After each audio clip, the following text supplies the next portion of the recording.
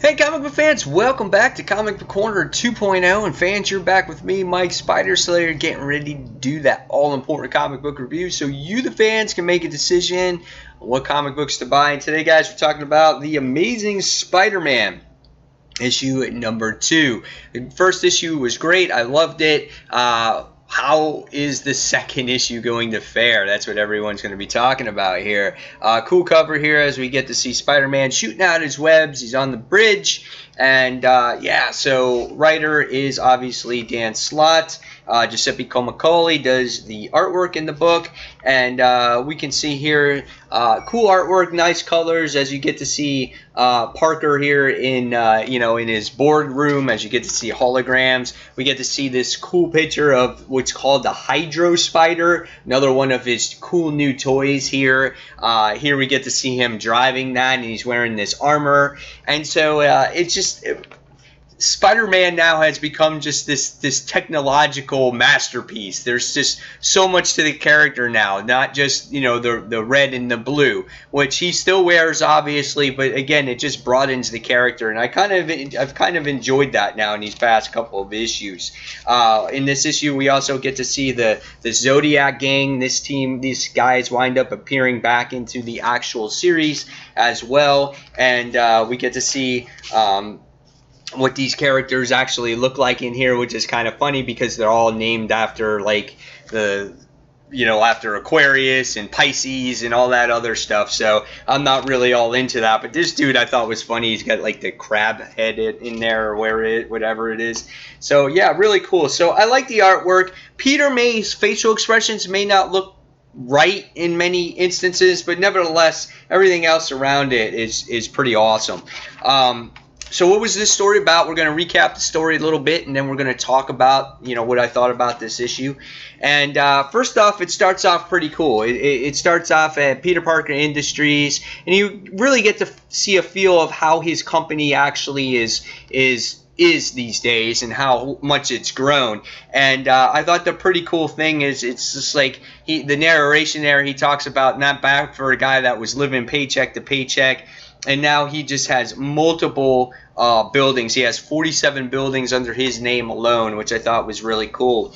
Now his investors are kind of giving him a hard time about how this Zodiac gang is causing a problem for him, and he's kind of blowing it off because he's Spider-Man and he knows he's going to kind of take care of the situation, but he has to kind of just tell these investors what they want to hear. So it was pretty cool. And then next thing you find out is he's going on a mission, and he says he's going fishing. So he winds up teaming out with the Prowler, and the Prowler's pretty much become his best friend in these past 8 months, because not only is he Peter Parker's bodyguard as a role of Spider-Man, but he also plays his true character as well, teaming up with Spider-Man himself when Peter is Spider-Man, and you get to see him team up there in his Prowler costume, and they wind up wearing this cool armor. And as the issue goes along, you wind up seeing flashbacks of all the things that Parker has developed in the past 8 months with this company,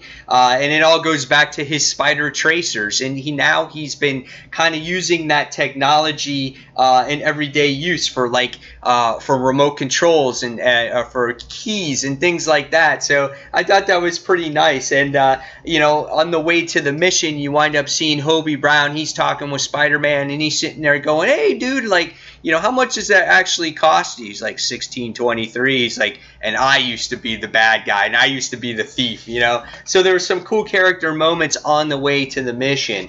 When you wind up seeing the mission unfold, you wind up seeing more of his technology, and that's really what this issue really is striving to be. Seeing, what it's trying to do. It's showing you again how broad and how much technology Peter has come up with over the months. And his hydro glider there it has stealth technology, and you see how he presents it to S.H.I.E.L.D.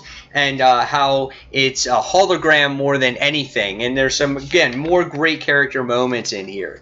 As the issue progresses, you wind up seeing that the whole reason why Spider-Man went after the Zodiac gang was because they had his what they call his highly intelligent iWatch, you know, which is his webware or whatever it is that he calls it. So they have to go after that. And they wind up going after that. They wind up doing battle against the bad guys here. They wind up prevailing, and they wind up finding all the locations of the Zodiac gang, which was a whole setup with S.H.I.E.L.D. and Peter at the same time. But at the end of this issue, now this is a spoiler, so if you don't want to hear this part, please fast forward for a few seconds, and here's what happens. Alright, so at the end of this wind-up issue, you wind up seeing that we get to relive kind of what happened to Silver Sable and the Rhino at the end of Amazing Spider-Man at World's End, I think it was called, or whatever it is.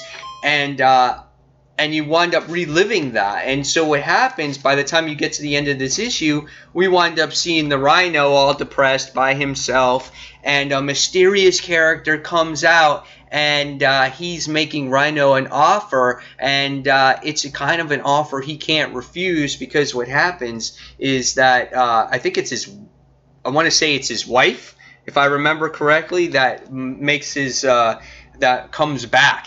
And so who is this actual character that has the Rhino in complete control now? I don't know, but it was a pretty cool cliffhanger. So I thought it was a really good issue. I thought it was well done at the end. Wasn't as funny as the last issue, but the thing that I liked about it is, like, it's really exploring all the technology that Parker has come up with and how he's using it in many various ways, whether it's at home technology or whether it's his Spider-Man usage. It's used in both ways, and you can see how he's made his money and how his company has been successful. And with a cool cliffhanger like that, you can only expect that the next main enemy to return in this series is obviously the Rhino, with a mysterious villain at the end. So I thought this was a well done issue. Again, not as great as the last one,